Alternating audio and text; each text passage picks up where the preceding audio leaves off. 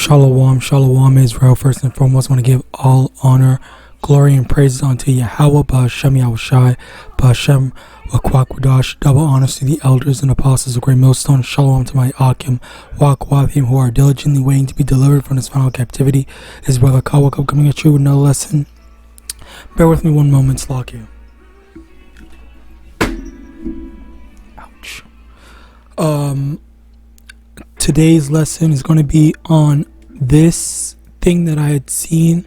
This thing that I had seen, where basically in the Marvel universe, what they did was they basically are painting. Because Slakia, and the reason why I always talk about Marvel and stuff like that is because I recently found out, and by recently I mean like this year, I found out about them, basically what's the word, saying that there are these bad evil characters or whatever are actually good, and or they're representative of like the God of the Bible and stuff like that, and Lucifer, all this crap. That's the reason why I now have such like a partial, not necessarily a fixation, but a partial interest in kind of like pointing this stuff out. And the reason why is because there are so many Jakes that actually straight up, flat out love like Marvel and DC. Now I will to their credit, to DC's credit, I mean, what happened with what I heard about in DC is that they aren't as, what's the word, open, I guess, with their demonicness about it. So because Darkseid, which is a DC character, he is a villain, not necessarily similar to Doctor Doom, but he's a pretty bad person and whatnot. And basically what happens here is that Santa in their universe exists, and Santa gives Darkseid coal. But then in the Marvel universe, you have Santa giving this Doctor Doom, actual presents. Like he puts what's his name, Doctor Doom on the nice list, but what's his name, Santa and DC puts Darkseid in the naughty list. Alright, so the reason why I'm pointing this out is because you would expect that the widely known, the commonly understood thing is that these are two villain characters. And I'm not saying this to say, oh well, as a result of that, don't go watching Marvel, only watch DC. No, that's not what I'm saying. You can still watch Marvel and DC if you want, if that's what you're into, sure. But the main thing that I'm trying to like put on the forefront and to let it be known is that the fact of the matter is that this is their kind of like agenda in a way, where they are kind of like pushing out this type of behavior and mindset where even or Slakia, not in their villains, quote unquote, are still good even though they aren't conventionally. And you see how demonic stuff happens when people are trying to do good. All right, like people are trying to do good, and you see people are always getting in the way. All right, now the thing is, you see him, he is quote unquote trying to do good, but the quote unquote attempts at doing good is actually just being a dictator, being evil, hurting other people, just simply because he has the power and all that stuff. He's abusing his power, abusing his position and whatnot, killing people, doing whatever it takes for him to achieve his goal. And as a result of that, they acknowledge all that stuff, but they still show, because the thing is that this could have been literally any other character. This could have been, let's not make it Santa, let's make it something else, where the lesson that they're trying to push on to the viewers is, just because you're evil, just because you did so many terrible, horrible things to people, that doesn't mean that this person is still not worthy of good or of blessings or some sort of mercy or this, that, and the third. Okay, that is the message that Esau is kind of pushing out there. Okay, even then you also have the Illuminati, all right, because you have the real life Illuminati and the Illuminati in the Marvel comics, which that is run by a bunch of, as a matter of fact, let me just get it because I don't freaking know.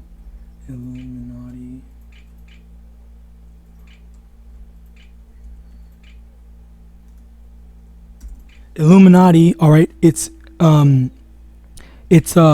of superheroes that work behind the scenes, and yet we all know what the Illuminati represents in real life, and their association, and how we don't associate them with anything good, all right, but yet they took that evil perspective, that evil people, and then they are making they're associating the Illuminati with good people, like people everyone loves what's that dude's name, Doctor Strange. Everyone loves the Fantastic Four, Iron Man, and all that stuff, especially Iron Man now more so than ever. Everyone loves Robert Downey Jr. for his performances as in all the Avengers, Marvel movies and stuff like that, where he plays Iron Man. Everyone loves him. So that again, it's like, which is why they're slowly trying to push that type of image, because even Slakia, I'm getting a bit off track, but I'm gonna get back after this. But even then, you also have the thing where in the Marvel movies, the live action movies, what they did not associate Iron Man with the Illuminati. They changed it to other characters that weren't necessary, like Professor X, okay, from the X-Men, the same old bald dude that's in a wheelchair, and incorporated him in it, and they intentionally left out Iron Man simply because they wanted to. They feel like they're not yet ready to kind of put the good association yet. I think it's like through gradualisms. All right, so now let's get into these precepts, because there is this is intentional. All right, and call him LAWAYA. I just remembered another thing. This is intentional. 2 Corinthians chapter 2 verse 11, lest saints should get an advantage of us, for we are not ignorant of his devices. And this is another thing where they do that association, that association thing, where they gradually make people accept certain things. They gradually make people say, oh yeah, look, see, this person is good. Oh, you guys like this character, so you'll definitely like the stuff that he's doing. He's actually good, and you see all these different things, all these different associations of, okay, well, let's just keep on following after this, because very clearly this is something that is good. So we should all accept it and like it, because your favorite superhero or whatever is a part of it. So as a result of that, we're just going to keep on. We're just gonna keep things as it is. Keep on, keep the association, keep the whatever as part of it, as part of the norm. And and through gradualism, people say, okay, you know what? Maybe this isn't that bad. Maybe slavery. Maybe oppression. Maybe Esau is actually a good thing. And Slakia, I was really meant to only do this, but apparently, that's just how the Spirit works, because it is a very big thing. Like, there's a big picture to it. All right, and you have to be aware of how Esau works, and it's not just through one small little thing, or through two or three things. It's through everything. It's through all the ways that in how he works, that he tries to make good people seem like bad people, or bad people seem like good, or primarily justifying himself. All right, I'm going to read that in a bit, but first, Isaiah chapter 5 verse 20. Woe unto them that call evil good and good evil, that put darkness for light and light for darkness, that put bitter for sweet and sweet for bitter. Okay, verse 23, which justify the wicked for reward and take away the righteousness of the righteous from him. So they are, again, that's another thing where you have Esau, and this is literally what Esau does, where he will try to make YAHAWAH always seem like the bad guy, like always doing something wrong, or trying to associate the God of the Bible, or YAHAWAH more specifically, as some sort of dictator, bad person. But yet when Esau is the dictator, and that's when, okay, it's fine, oh, it's okay, oh, okay, it's good, oh, this is all right, because the thing is, people, this in this Reddit post, all right, they were calling Dr. Doom a dictator, but yet, oh yeah, he's a dictator, oh, he's a tyrant, oh, he's this, that, and the third, but he's still good, he's still a good guy, he does this, that, and the third, he helps, he looks after his people, blah, blah, blah. But then if you put the same title onto YAHAWAH, then it's never good, it's never followed by something good, or any of the mercies or the Lord or the blessings that the Lord actually has given people. Even Esau, it's always followed by, oh, he's a bad person, he does this, he lets this, that, and the third, where everyone always associates the only the negatives that could ever exist with YAHAWAH rather than the positives. Because the thing about Esau and having his society, he got this society Slakia from YAHAWAH. The Lord was the one who put him in this position, but of course Esau would never admit that. He will never acknowledge that. He's just going to he's just going to keep on trying to demonize he's just going to keep on trying to demonize the Lord, rather than actually acknowledging what the Lord put him, the position that the Lord put him in, and the blessing that the Lord gave him. All right, again, like it's there's a double standard to it, where Esau can be a dictator, Esau can be evil, but yet we will overlook the bad things that Esau does, just to give him credit to what little good that he does. Whereas on the flip side is YAHAWAH is expected to be good, so we will never give YAHAWAH any credit, and anything that he has, it's just, he shouldn't have had it. He shouldn't have had it.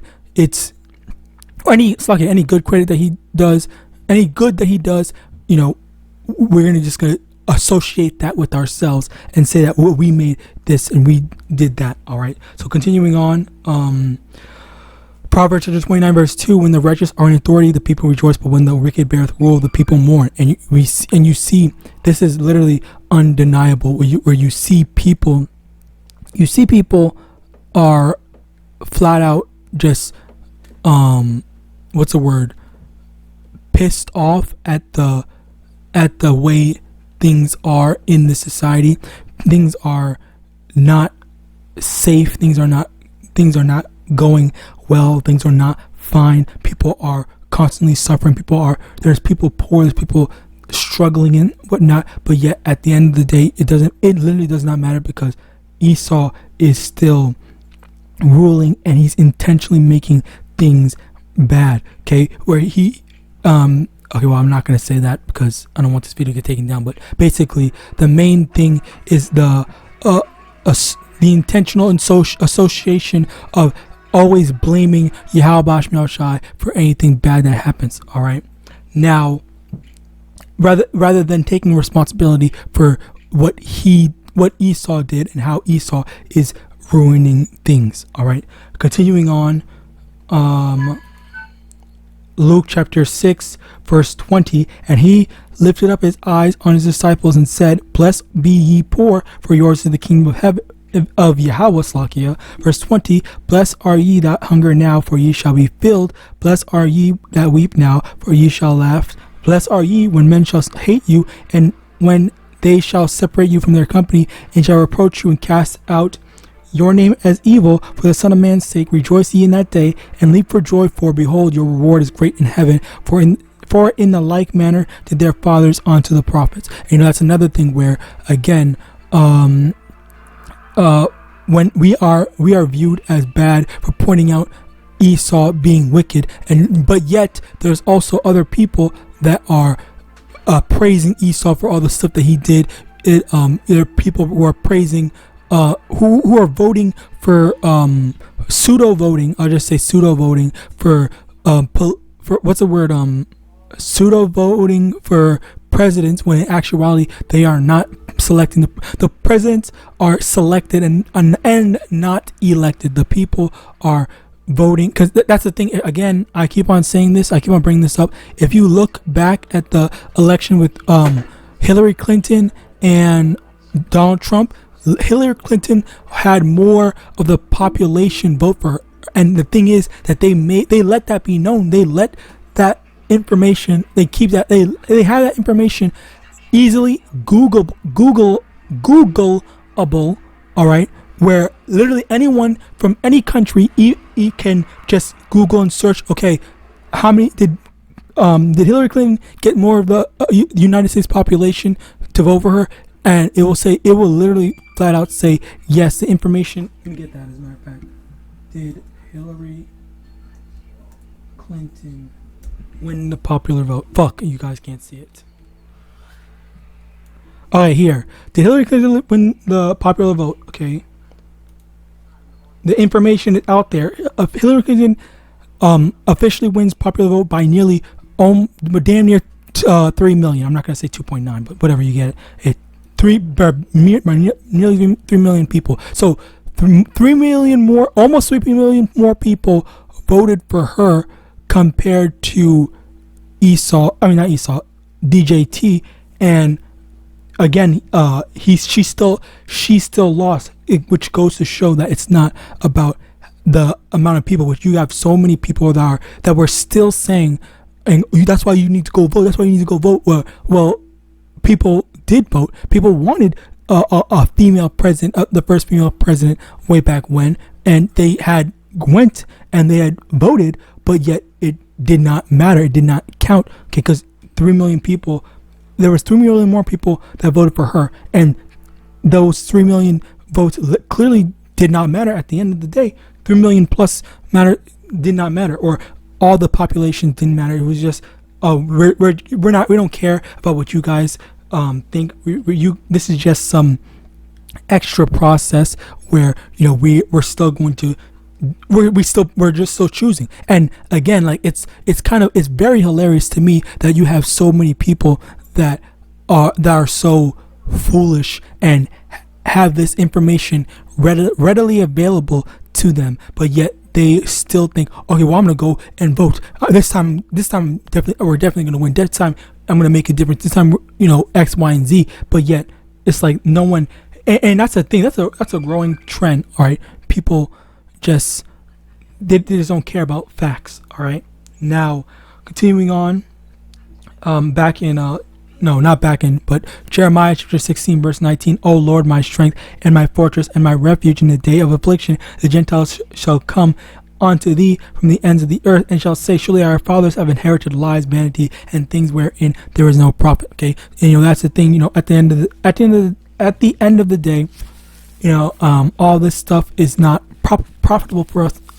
But yet Esau tells you that it is. This is where important things. This is how you decide how the rest of your life, the next days and up and coming situation of our lives are going to improve by you guys participating and voting and doing all that demonic shit and helping us out. Because the thing is that people will say this is who you voted for. You voted for Donald Trump. The people voted for X, Y, and Z. Whoever president. When in actuality they never. It's like it's a pseudo process because there's so I think hold on, what percent of the populations, okay, yeah, what percent of the populations actually voted? Because I'm pretty sure, I think it's like 40% of people actually don't vote in general in America. I'm gonna try to see if I can find the exact numbers, because Slocky, bear with me one moment. I wish it was just a quick number. Okay, let me see. Voted.